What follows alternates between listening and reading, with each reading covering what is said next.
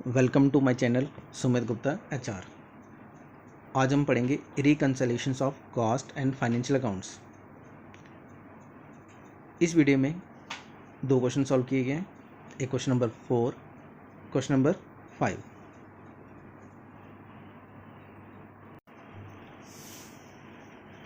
Please like, share and subscribe my channel Sumit Gupta HR. The profit as per cost account is 1,65,300। कहता है कि जो cast account है उसके मुताबिक जो प्रॉफिट दिया गया वो कितना दिया है, 1,65,300। Following detail are ascertain on the comparison of cost and financial account. यहाँ पे कास्ट अकाउंट दिया है और साथ में ही फाइनेंशियल अकाउंट दिया है। कास्ट अकाउंट में सबसे पहले क्या दिया उसने, ओपनिंग स्टॉक। ओपनिंग स्टॉक में क्या दिया, मटेरियल 32,600 कास्ट अकाउंट में बैलेंस दिए और फाइनेंशियल अकाउंट में दिया 33,000। Work in progress cost account में 20,000 दिया और फाइनेंशियल अकाउंट में क्या दिया, 21,000। जो कास्ट अकाउंट में 32,600 है और यहाँ पे फाइनेंशियल अकाउंट में कितना है, 33,000, तो यहाँ पे 400 का क्या आ गया डिफरेंस। ये क्या हो गया, फाइनेंशियल अकाउंट में ज़्यादा आ रहा है और कास्ट अकाउंट में कम आ रहा है। जब कास्ट अकाउंट में कम आ जाए तो उसको हम क्या बोलते हैं, अंडर वैल्यूएशन। जब अंडर वैल्यूएशन हो जाए तो क्या करते थे हम, माइनस। इसी तरह work in progress cost account में 20,000 दिया और फाइनेंशियल अकाउंट में 21,000 है, तो यहाँ पे भी अंडर वैल्यूएशन है, तो अंडर वैल्यूएशन होगा तो क्या हो जाएगा, लेस हो जाएगा। फिर इसके बाद क्लोजिंग स्टॉक। क्लोजिंग स्टॉक में मटेरियल दिया 36,000 और 34,400। यहाँ पे क्या हो गया, 36,000 कास्ट अकाउंट में दिया था और फाइनेंशियल अकाउंट में कितना दिया था, 34,400। यहाँ पे 36,000 मीन्स ज़्यादा बता रहे, कितना बताया ज़्यादा उसने, 1,600। तो 1,600 क्या हो जाएगा, ओवर वैल्यूशन है। तो जब ओवर वैल्यूशन होता क्लोजिंग स्टॉक में तो लेस हो जाएगा। वर्क इन प्रोग्रेस 16,000 और 15,200, यहाँ पे भी कास्ट अकाउंट में ओवर वैल्यूशन बताया। क्लोजिंग स्टॉक जब ओवर वैल्यूशन हो तो लेस होता है। फिर उसने बोला interest remitted but ignore in cost account. Interest remitted but ignore in cost account means cost account में इंटरेस्ट को इग्नोर कर दिया गया, कितना, 800। तो क्या करेंगे, ये भी इंटरेस्ट है तो हमारे पास क्या आ जाएगा, लेस। फिर उसके बाद interest charge but not considered in financial account 6,000, तो यहाँ पे क्या हो जाएगा, ऐड हो जाएगा। फिर उसने बोला preliminary expenses written of. Preliminary expenses क्या है, एक्सपेंसेस हैं, रिटर्न ऑफ हो रहे हैं, तो यहाँ पे क्या हो जाएगा, लेस। फिर उसने बोला overhead expenses charge in financial account और 1,21,200 but overhead recovered in cost account on 1,26,000। Overhead financial account में बता रहा है 1,21,200, लेकिन कास्ट अकाउंट में कितना बताया, 1,26,000। तो यहाँ पे कितना हो गया, 4,800। ओवरहेड क्या हो गया, ओवर चार्ज हो गए तो क्या हो जाएंगे, ऐड। तो सबसे पहले क्या बोला था उसने, profit as per cost account 1,65,300, तो यहाँ पे कितना आ जाएगा, 1,65,300। ये क्या आ गया हमारे पास, प्रॉफिट। और सबसे पहले उसने क्या दिया था, ओपनिंग स्टॉक के बारे में बात की थी। तो ओपनिंग स्टॉक क्या था, कास्ट अकाउंट में दिया था 32,600 और फाइनेंशियल अकाउंट में दिया था 33,000। सबसे पहले क्या दिया, मटेरियल, तो ये क्या हो गया, अंडर वैल्यूएशन। जब अंडर वैल्यूएशन होती तो हम क्या करते हैं, लेस। तो यहाँ पे क्या लिखेंगे,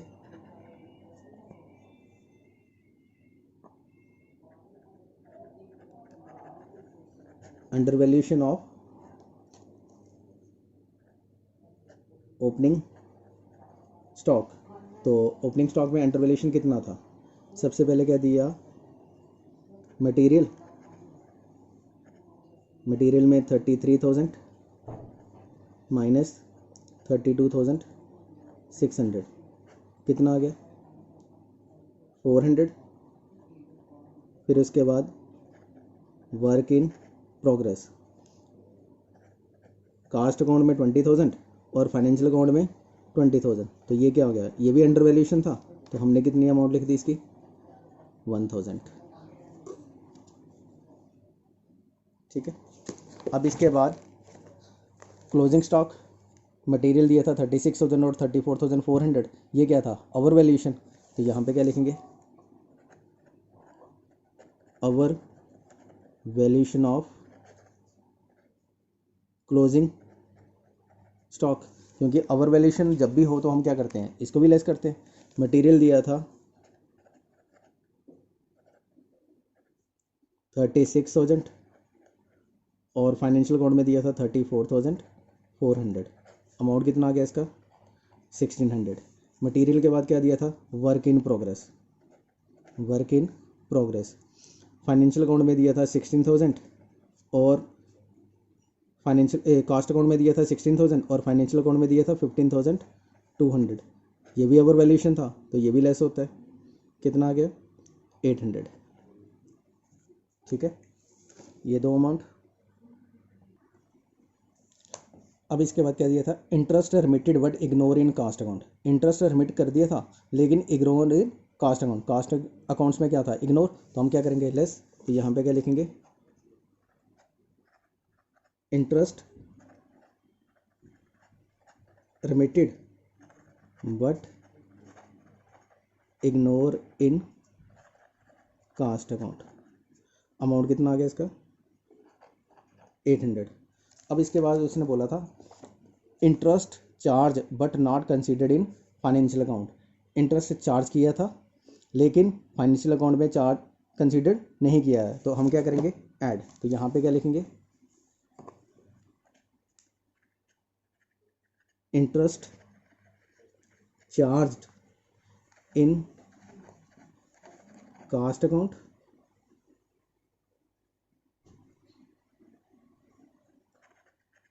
but not charge in financial account. और अमाउंट आ गया इसका 6,000। आप ऐसे भी लिख सकते हैं, interest charge but not considered in financial account 6,000। फिर इसके बाद दिया था उसने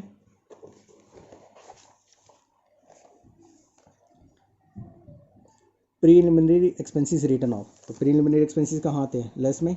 तो यहाँ पे आ जाएंगे,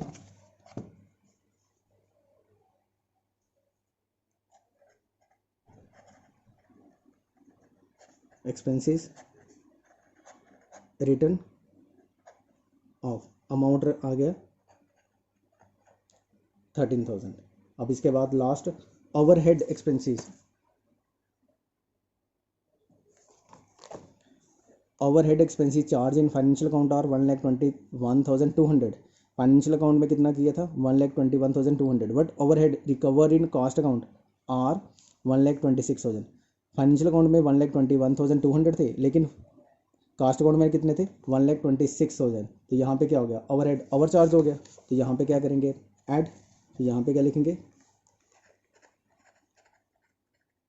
overhead expenses over charge in cost account.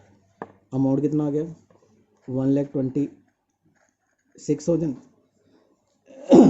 Minus 1,21,200 और हमारे पास कितनी अमाउंट आ गई इसकी 4,800।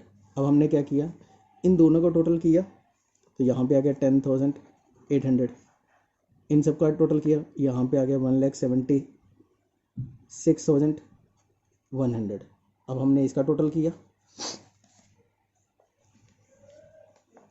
4, 14, 30, 38, 46, 17,600। दोनों का डिफरेंस निकाला, कितना आ गया 500। 15 में से 7 गए 8, 6 में से 1 गए 5, 1,58,500। तो हमारे पास क्या आ गया,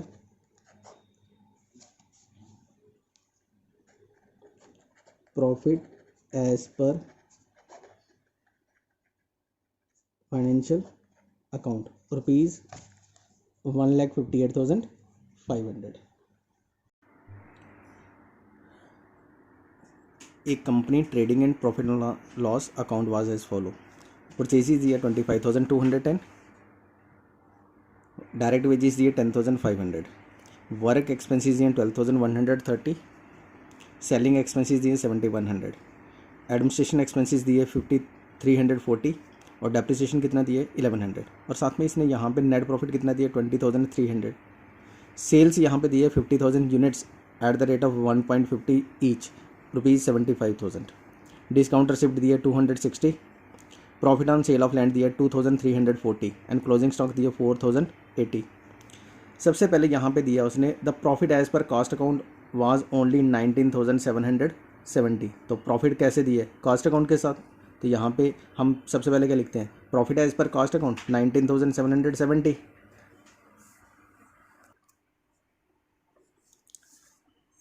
फिर से कहते हैं reconcile the financial and cost profit under the using following informations. तो यहाँ पे एडजस्टमेंट क्या दिए? Cost account value of closing stock 4,280 और क्लोजिंग स्टॉक यहाँ पे कितना दिया है? 4,080. कास्ट अकाउंट में क्लोजिंग स्टॉक 4,280 और फाइनेंशियल अकाउंट में कितना दिए? 4,080. तो यहाँ पे क्या हो गया? Over valuation of stock. तो ओवर वैल्यूएशन ऑफ स्टॉक कहाँ लिखते हैं? यहाँ पे ये लिखेंगे हम, over valuation of closing stock. Amount कितनी आ गई यहाँ पे? Over valuation of closing stock 4,280 minus 4,080. Over valuation जब हो तो हम क्या करते हैं? लेस. यहाँ पे अमाउंट कितना आ गया? 100 कितना. तो सबसे पहले यहाँ पे क्या दिया है? The profit as per cost account was only 19,770. तो यहाँ पे क्या आ गया? Profit as per cost account ₹19,770. कितना गया? 19,770. फिर इसके बाद एडजस्टमेंट में सबसे पहले क्या दिया था? Cost accounts value of closing stock ₹4,280. Closing stock में कहाँ कास्ट अकाउंट में क्लोजिंग स्टॉक कितना दिया? 4,280. और क्लोजिंग स्टॉक यहाँ पे कितना दिया था फाइनेंशियल अकाउंट में? 4,080. तो यहाँ पे क्या आ गया? Over valuation of closing stock ₹200. कैसे? 4,280 माइनस 4,080. तो हमारे पास बैलेंस कितना आ गया? 200. अब इसके बाद दिया the work expenses in the cost account were taken as 100% of the direct wages. क्या कहता है कि जो कॉस्ट अकाउंट में वर्क एक्सपेंसेस है वो 100% ऑफ द डायरेक्ट वेजेस. तो यहाँ पे डायरेक्ट वेजेस कितना दिए? 10,500 और वर्क एक्सपेंसेस कितने दिए? 12,130. डायरेक्ट वेजेस 10,500 और यहाँ पे 12,130. तो हम क्या करेंगे? ये क्या हो गया? Under observation. तो यहाँ पे क्या लिखेंगे? Under observation of work expenses. Amount कितना दिया था? 12,130. 12,130 माइनस 10,500. हमारे पास अमाउंट कितना आ गया? 1630. अब इसके बाद क्या दिए? Selling and administration expenses were charge in the cost account at 10% of the sales. कहता है सेलिंग एंड एडमिनिस्ट्रेशन एक्सपेंसेस कितने दिए? 10% ऑफ द सेल्स. तो सेल्स कितनी दी है हमारे पास? 75,000. तो 75,000 का 10% निकालो. 75,000 इंटू 10/100 किया तो कितना आ गया? 7,500. और यहाँ पे सेलिंग एक्सपेंसेस कितने दिए थे? 7,100. तो ये क्या हो गया? अब ओवर ऑब्जर्वेशन यहाँ पे क्या लिखेंगे? 7,500 minus 7,100 that is equal to 400. तो ये क्या थे? ओवर. जब ओवर ऑब्जर्वेशन ऑफ एक्सपेंसेस हो तो हम क्या करते हैं? यहाँ पे लिखेंगे ऐड में over absorption of selling expenses 7,500 minus 7,100 that is equal to 400. फिर उसके बाद बोला था administration expenses were charge in the cost account at 10% of the sales. और इसके बाद उसने बोला था 10 पर यूनिट, 0.10 पर यूनिट. तो हमारे पास नंबर ऑफ यूनिट कितने थे? 50,000. तो हमने क्या किया? 50,000 इंटू 10/100 किया तो नंबर ऑफ यूनिट कितने आ गए? ₹5,000. तो हमने क्या किया? यहाँ पे एक्सपेंसेस कितने दिए थे? Administration expenses 5,340. यहाँ पे 5,340 ये थे और यहाँ पे हमारे पास आ गया 5,000. तो ये क्या हो गया? Under 5,340 minus 5,000. तो हमारे पास अमाउंट कितनी आ गई? 340. अब यहाँ पे क्या लिखेंगे? Under absorption